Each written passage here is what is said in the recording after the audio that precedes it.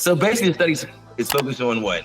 Eccentric movement, right? And talking about, but what is that though, right? So we know concentric movement is when you flex, right? So you're elongated, and then you will close the muscle, right? It shortens, right? And then eccentric, we're looking at where we actually are shortened, but then we are elongating, right? That's an eccentric movement. And so the study's shown, basically study says that you can do these movements, right, several times a week and get pretty good results in regards to strength and muscle size, correct? Yeah, no, that's right. I mean, and I think to point out what you used your guns to show that. And you're gonna pull out those guns that again. Was by accident, by the way. That was not on purpose.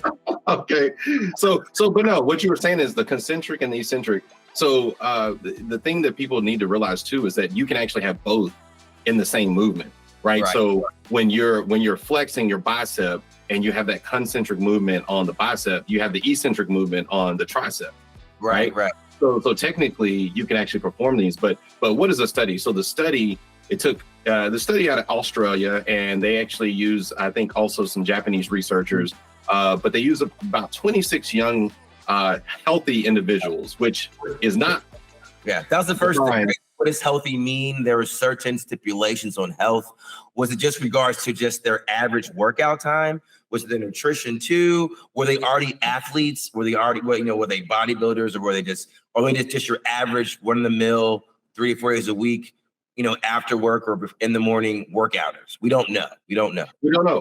Or did they work out at all? Were they healthy and didn't really do a planned physical activity, and maybe they were considered healthy? But anyway, they did take the 26 young, healthy individuals, and what they did was they put them in two different groups. They allowed one group to do these eccentric movements 3 times a week, and then the other group did them 2 times a week.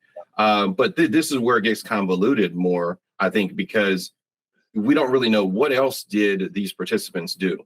Right? I don't understand. Yeah, that was the question.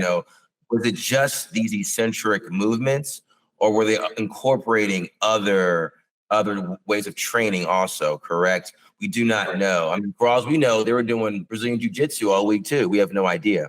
And so that's another question we have that we need the study to kind of get more details about for us. Absolutely, and you can read the study for yourself. We'll drop it at the bottom in the description, so you can take a look. If you do find some more details, please put it in the chat. Maybe we can have an interesting conversation about what's next for this. But they took these 26 individuals. The ones that worked out 3 times a week, they had the biggest gains, right? The biggest muscle gains. And then let's stop there. Again, what does that? How is that defined to that person, right? You can objectively define it if you give it a definition, like, this muscle is maybe diameter a little bit bigger than the muscle maybe in 3 weeks. But what's the goal? Are they working out to compete? And I think you pointed this out when we were talking before. Are they working out just to look good on the beach? Right. I'm right. I mean, so am I because also too, with that kind of short amount of exercising, is your heart rate going up? A lot of people actually will incorporate cardio within their weight training, right? They may take a break in the middle. They may jump rope. They may do jumping to keep their heart rate up. I know I can do that to keep my heart rate up through my entire workout.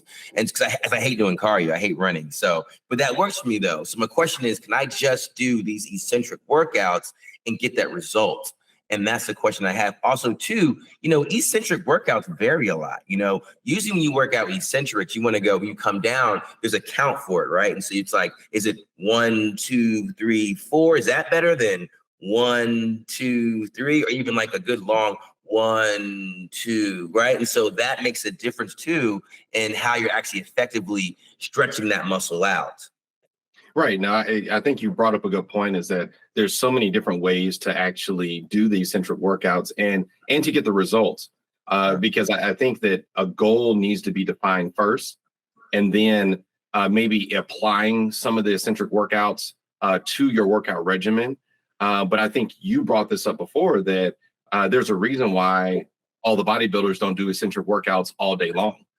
Yeah, I mean, I was taught. I mean, most of the last 20 years of my life reading all these nutrition and sports and, you know, bodybuilding articles and science articles about overtraining with eccentrics, how it can cause injury. This is why you go to a gym and you don't see a bunch of people doing eccentrics all the time, right? I mean, even when people squat, when you squat, where's your power usually? People usually pop up, right? It's raising people kind of slowly come down or do it too much. You might do it with some lighter weight here and there, but no one's doing that multiple times a week, eccentric workouts, right? You kind of incorporate that a little bit into your workout because we were always taught that too much eccentric can lead to injury. No, that's a good point. And I would be curious to see, you know, any of the viewers that are watching right now, if you actually do a lot of eccentric workouts and you're looking at us and saying that's completely false, you know, throw a comment at the bottom. You know, let's interact. Let's find out. Maybe we'll interview you. We'll bring you on the show and you can actually talk to people about what you do and how it's effective.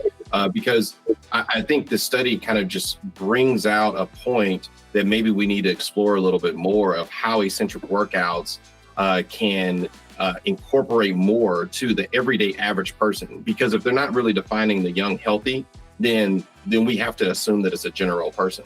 Exactly, and that's the thing too. So maybe we are underutilizing eccentrics though too, right? I mean, and you talk about the general person. The general person is not working out at all. So, like, you know, maybe we look at, can that be a good way to kickstart people's workouts because they can do it a lot less?